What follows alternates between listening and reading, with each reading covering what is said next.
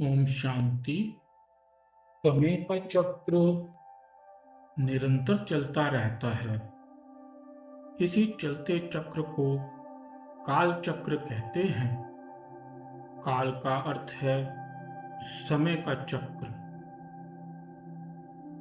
इस चक्र में सभी के जीवन में अच्छा और बुरा समय आता है। जो मनुष्य बुरे समय में विजय प्राप्त कर लेता है वही जीवन में सफल होता है। इस समय के काल चक्र में गुप्त रहस्य समाये हुए हैं, परंतु मनुष्य के लिए इन रहस्यों को समझना मुश्किल होता है। मनुष्य परिस्थितियां आने पर तीनों कालों के रहस्य को नहीं जानता। परिस्थिति के समय मनुष्य भगवान को भी नहीं छोड़ता और वो उस ईश्वर पर भी प्रश्न चिन्ह लगा देता है। भगवान, तूने मेरे साथ ऐसा क्यों किया? मेरे साथ अच्छा क्यों नहीं हुआ? या मेरे साथ ही क्यों हुआ? उसके मन में प्रश्नों का अंबार लग जाता है। मनुष्य के मन के प्रश्नों का उत्तर सिर्फ समय के पास है। हमें समय को समझना होगा। समय के लिए कहा जाता है कि समय बड़ा बलवान है। अगर हमने समय को नहीं पहचाना तो बाद में पछताना पड़ेगा। समय के अनुकूल मानव को अपने में परिवर्तन लाना ही होगा, नहीं तो समय आपको बदल देगा। अगर मनुष्य समय के अनुकूल परिवर्तन नहीं करता है तो समय काल का रूप ले लेता है, अच्छे अच्छों को भी पीछे छोड़ देता है। मनुष्य समय की मजबूरी से परिवर्तित होता है। इससे यह स्पष्ट है कि काल बड़ा बलवान है। काल चक्र का संबंध हमारे जीवन के साथ है और ये चक्र नित्य चलता रहता है। इस चक्र का ना आदि है ना अंत है। हर किसी को 4 अवस्थाओं से गुजरना पड़ता है। जैसे दिन की 4 अवस्थाएं हैं, सुबह, दोपहर, शाम और रात्रि। रात्रि के बाद दिन आरंभ होता है। ऐसे ही ऋतुओं में भी 4 अवस्थाएं हैं, ग्रीष्म ऋतु, वर्षा ऋतु, शीतकाल ऋतु और बसंत ऋतु। और फिर चक्र में ग्रीष्म ऋतु आ जाती है। ऐसे ही मनुष्य काल की 4 अवस्थाएं हैं, बचपन, युवावस्था, प्रौढ़ अवस्था और वृद्ध अवस्था। इसी तरह काल चक्र की भी 4 अवस्थाएं हैं, सतयुग, त्रेता युग, द्वापर युग और कलयुग। कलयुग के बाद फिर से सतयुग आना ही है। सब यह सोचते हैं, इतना कलयुगी संसार कैसे सतयुग में बदल जाएगा?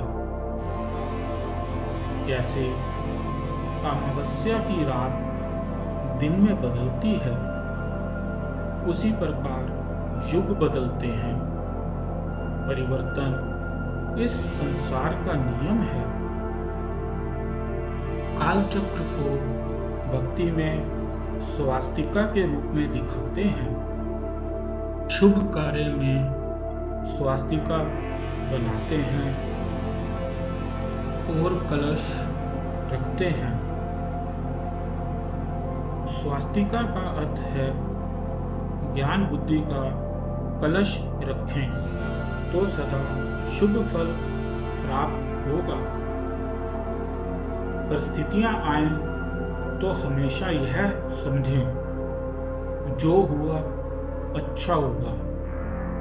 अगर हमारा दृष्टिकोण ऐसा रहेगा तो कोई घटना हमें परेशान नहीं कर सकती। ये समय चक्र शुभ है, श्रेष्ठ है, इसमें कोई कमी हो ही नहीं सकती। हमेशा ऐसा चिंतन करना चाहिए। अगर समय में कमी निकाली तो बुद्धि में ज्ञान की कमी है। काल चक्र को स्वास्तिका की चिन्ह की तरह दिखाते हैं। स्वास्तिका के चारों भाग बराबर होते हैं। यह घड़ी की तरह घूमता है। इसकी शुरुआत कब हुई किसी को पता नहीं। जैसे दिन का पहला पहर माना जाता है, ऐसे ही पहला पहर सतयुग को माना जाता है। काल चक्र की शुरुआत दाहिने हाथ से होती है। इसे शुभ माना जाता है। स्वास्तिका का दाहिना हाथ आशीर्वाद की तरह है। सतयुग में सभी आत्माएं परमात्मा के आशीर्वाद से थीं। सतयुग में संपूर्ण सत्यता थी। एक मत, एक राज्य था। इसलिए मनुष्यों को भगवान के रूप में जाना जाता है। सतयुग में देवताओं और पशु पक्षी की कला घटती बढ़ती नहीं। काल चक्र का सतयुग स्वर्ण काल के नाम से भी जाना जाता है। धीरे धीरे चक्र का पहिया घूमता है और दूसरा पहर आरंभ हो जाता है। ये त्रेता युग है। चंद्रवंशी घराना है। इसमें राम सीता का राज्य है।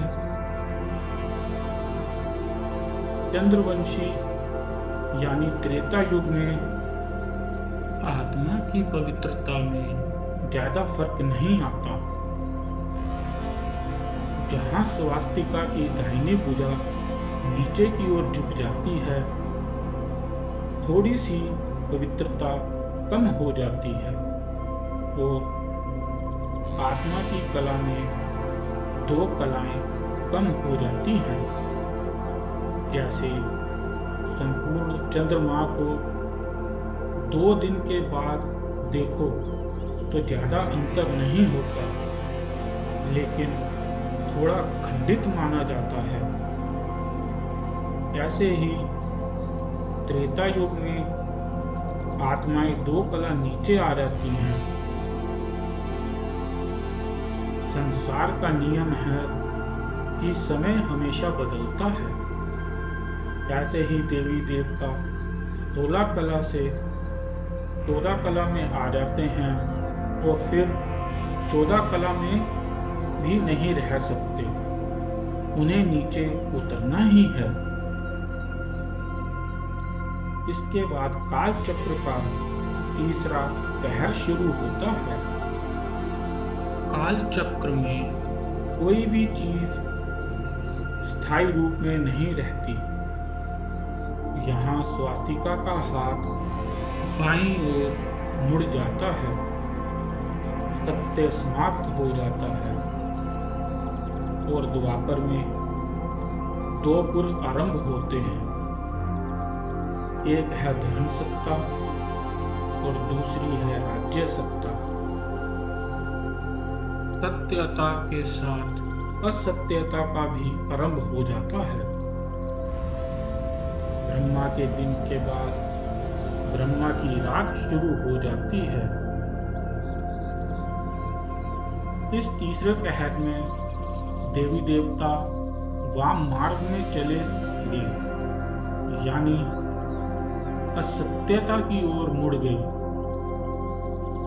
मतभेद शुरू हुए, अशांति शुरू हुई। तभी कहा जाता है, दुख में सुमिरन सब करे, सुख में करे न कोई। जो सुख में सुमिरन करे तो दुख का एको हुए। इसका भावार्थ यह है, सतयुग त्रेता में जहां सुख ही सुख था, उस सुख में परमात्मा को किसी ने याद ही नहीं किया। अगर याद किया होता तो दुख होते ही नहीं। आत्मा की कलाएं भी कम नहीं होती। जो देवी देवता होकर गए थे, इस तीसरे पहर में उन्हें अभी थोड़ी थोड़ी उस देवी देवता धर्म की याद थी। तभी देवी देवताओं के मंदिर बनाकर इस तीसरे पहर में पूजा प्रारंभ हुई।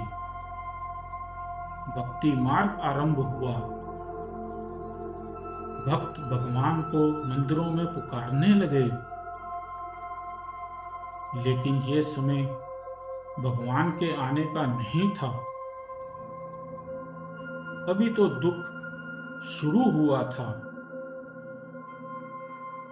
स्वयं ईश्वर कहते हैं, मैं इस कलयुग के अंत में इस सृष्टि पर अवतरित होता हूं। पहले पहले सब धर्म संस्थापक भगवान का संदेश लेकर इस सृष्टि पर आए। इब्राहिम आए, महात्मा बुद्ध आए, जीसस क्राइस्ट आए। सब अपने अपने धर्म लेकर आए, लेकिन इनमें से किसी ने नहीं कहा हम भगवान हैं। सबने अपने अपने धर्म स्थापन किए। सबको सत्य ज्ञान का पाठ पढ़ाया, लेकिन मनुष्य ने नहीं समझा। अब इस तीसरे पहर के बाद चौथा पहर शुरू हुआ। इस चौथे पहर में परीक्षित राजा का राज्य था। तब कलयुग ने कहा, राजन, मेरा समय आ चुका है, मुझे भी स्थान दो।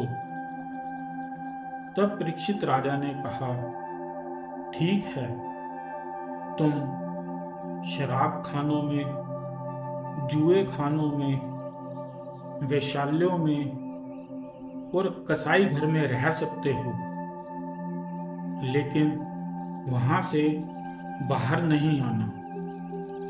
तब कलयुग बोला, राजन, मेरा परिवार बहुत बड़ा है, मुझे 5वां स्थान भी दो। तब परीक्षित राजा ने उन्हें स्वर्ण का स्थान दिया। उस वक्त राजा के सिर पर सोने का मुकुट था। कलयुग ने उस स्वर्ण मुकुट में प्रवेश कर लिया। इस कलयुग में स्वास्तिका का हाथ बाईं ओर ऊपर की ओर उठा। कलयुग घोर होता गया। कलयुग ने स्वर्ण के साथ विकारों के रूप में घर घर में प्रवेश कर लिया। दुराचार, पापाचार की अति हो जाती है। मनुष्य आत्मा इन विकारों के वशीभूत हो अपने सर्वनाश की ओर बढ़ जाती है। इसी को रावण राज्य कहा जाता है। मनुष्य इस कलयुग में अपनी कर्मेंद्रियों का गुलाम बन गया और परमात्मा को ही भूल गया। कलयुग के समय ने मनुष्य को विकारी बना दिया।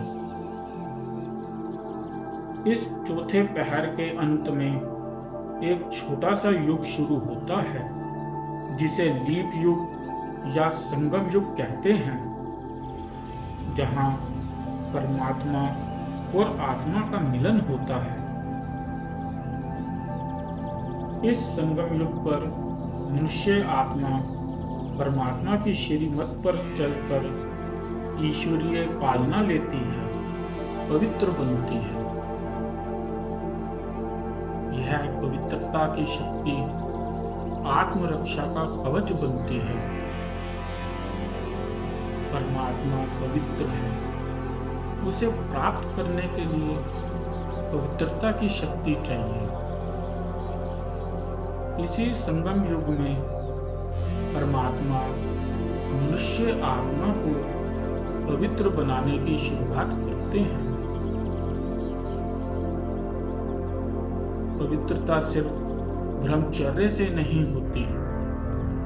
पवित्रता मानव की वृत्ति, दृष्टि और कृति में भी होनी चाहिए, तभी कहेंगे संपूर्ण पवित्र आत्मा। इस कलयुग के खत्म होते ही सतयुग की स्थापना होगी। धरती पर सबका एक दूसरे से प्यार होगा। सतयुग में मनुष्य का अपनी कर्मेंद्रियों पर पूर्ण नियंत्रण होगा। ना ईर्ष्या होगी, ना द्वेष होगा, ना किसी से नफरत होगी।